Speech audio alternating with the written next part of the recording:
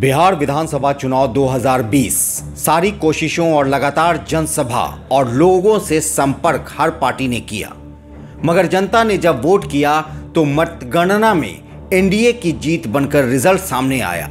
Result में जो सीधी टक्कर दिखी वो एनडीए और महागठबंधन में ही थी। कहीं लोजपा ने खेल बिगाड़ा तो कहीं ओवैसी ने गेम का रुख बदल दिया, मगर हर परेशानियों के बावजूद मुख्यमंत्री नीतीश कुमार के नेतृत्व में एनडीए ने बाजी मारी और 125 सीट जीतकर बहुमत की जादुई आंकड़े को पार कर गई। वहीं तेजस्वी का महागठबंधन 110 की हद तक पहुंच सका।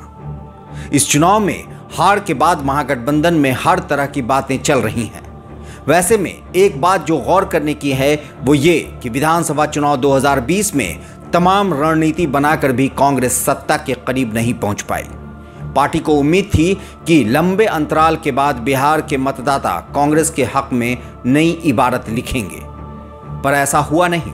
70 सीटों पर लड़कर कांग्रेस सिर्फ 19 सीटें ही जीत पाई। अपना पिछला रिकॉर्ड बचाए रखने में भी पार्टी पिछड़ गई।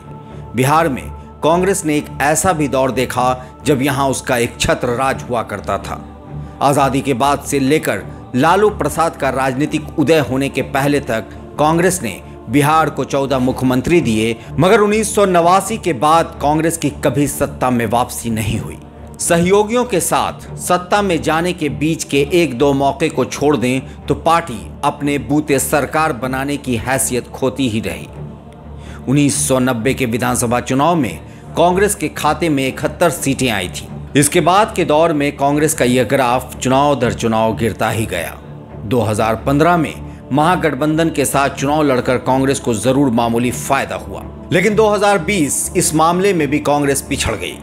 कांग्रेस ने फरवरी 2005 में विधानसभा की 84 सीटों पर जोर आजमाइश की थी, पर जीत मिली सिर्फ 10 सीटों पर। उसी साल अक्टूबर में 51 सीटों पर चुनाव लड़ा, पर जीती सिर्फ 9 सीटें। 2010 के चुनाव में कांग्रेस ने अपने बूते सभी 243 सीटों पर किस्मत आजमाई, पर मुकद्दर में सिर्फ 4 सीटें ही आईं।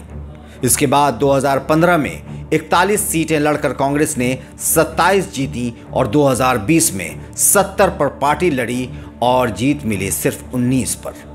पिछले 3 दशक के चुनाव और उसके परिणाम बता रहे हैं कि कांग्रेस को अभी जमीनी स्तर पर और मेहनत करनी होगी। उसके नेतृत्व को अपने आधार वोट को पार्टी से जोड़ने के लिए कड़ी मुशक्कत भी उठानी होगी। सफलता तभी पार्टी के खाते में आएगी। 2020 के विधानसभा चुनाव के बाद महागठबंधन की तरफ से ये बातें उठने लगी हैं कि अगर कांग्रेस 70 सीट पर नहीं लड़ती चुनाव और कुछ और सीटों पर राजद और भाकपा माले ही लड़ती चुनाव तो शायद रिजल्ट कुछ और होता। लाइव सिटीज से मैं शादाब मलिक।